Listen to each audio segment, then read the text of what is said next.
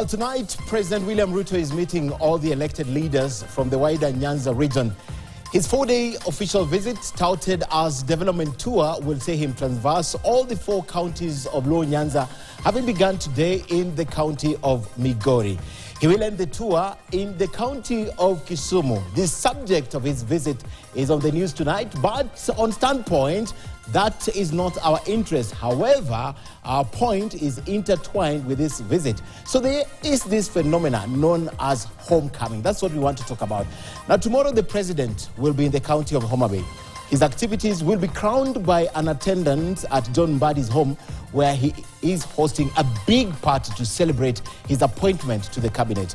On Friday, the president will be in the county of Siaya, and his day will also be crowned by a homecoming party at Energy Cabinet Secretary Opio Wandai's home. He has invited his kinsmen to a party also to celebrate that appointment.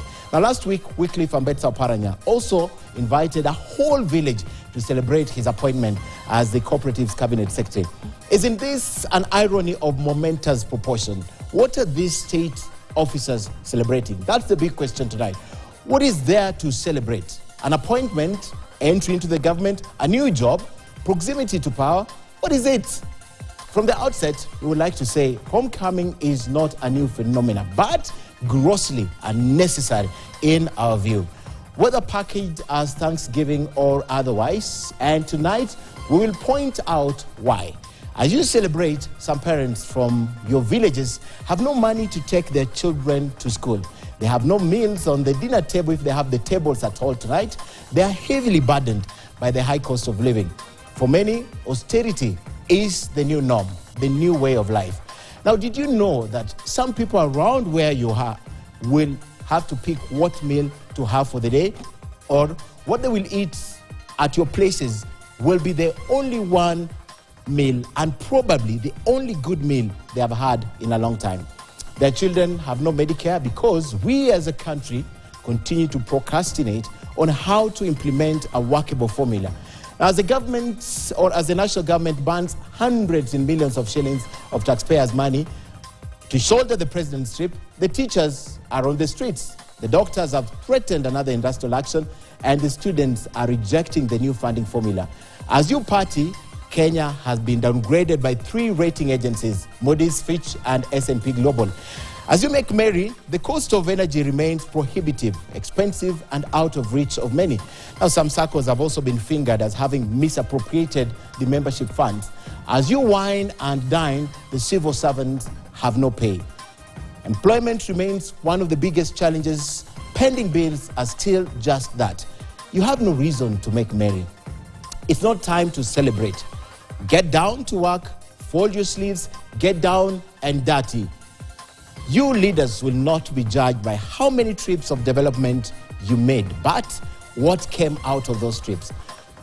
Too many elephant projects, too many pending projects.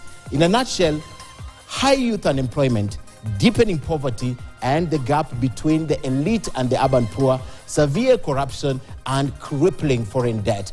Is not time to add more to that Excel sheet. Kenyans need services. They need to begin to afford the cost of living. You know what to do, please do it. Stand to be counted on the right side of this debate, and this is a good place to begin tonight. At Ken Mijungo across all social media platforms, the headlines. Tonight, there is overwhelming and direct evidence that the governor acted in conflict of interest and acquired direct personal benefits in the contract for supply of fuel. What sentence will it be? Former Samburu Governor Moses Lennon Kulal, future in the hands of the court after being found guilty of multiple charges. We tell you what he was accused of.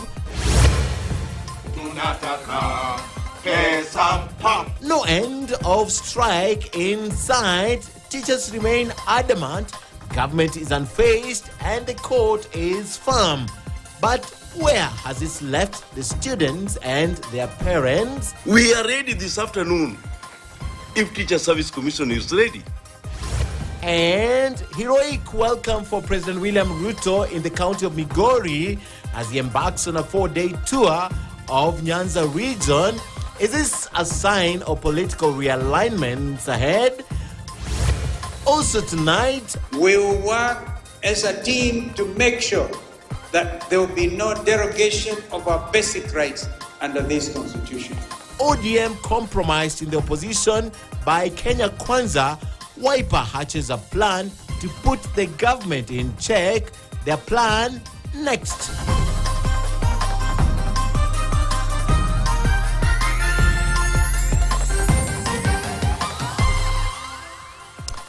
Well, a very good evening and welcome to the broadcast. Tonight, you have heard of the social national insurance. And tonight, we will tell you why you should add your voice to that discourse before it's too late. A lot to talk about tonight with Dr. Patrick Amoth, the Director General Health. Later, we will be speaking to Professor George Wajakoya. What next for the Azimio Party? A formation he has defended with his time, energy, and resources. Who is the de facto leader of what remains of that formation? Stick around for that discussion in the second hour. At KTN News KE, the hashtag as always is NewsHour. KTN at KTN Home_. Damian Evans is with us tonight on Sign Language. Let's